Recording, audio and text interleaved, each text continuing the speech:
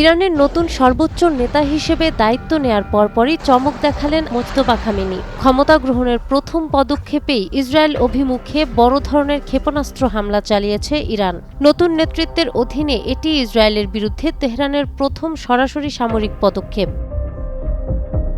রাষ্ট্রীয় সংবাদ মাধ্যম IRIB জানিয়েছে, এই হামলাটি তাদের দীর্ঘমেয়াদী সামরিক অভিযান অপারেশন ট্রু প্রমিস 4 এর 30তম পর্যায়ের অংশ হিসেবে চালানো হয়েছে। IRGCর দাবি, লক্ষ্যবস্তু ছিল উত্তর ইসরায়েলের কৌশলগত স্থাপনা ও মার্কিন ঘাঁটি। এই হামলার মাধ্যমে মোজতবা খামেনির শাসনামলের শুরুতেই আঞ্চলিক উত্তেজনা এক নতুন মাত্রায় পৌঁছেছে।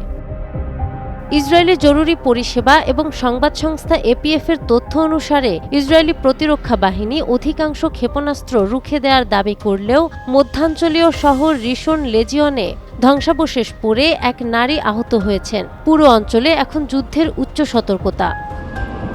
মোজতবা খামেনির শাসনামলের শুরুতেই এই হামলা ইরান ইসরায়েল সরাসরি যুদ্ধের আশঙ্কাকে কয়েক গুণ বাড়িয়ে দিয়েছে।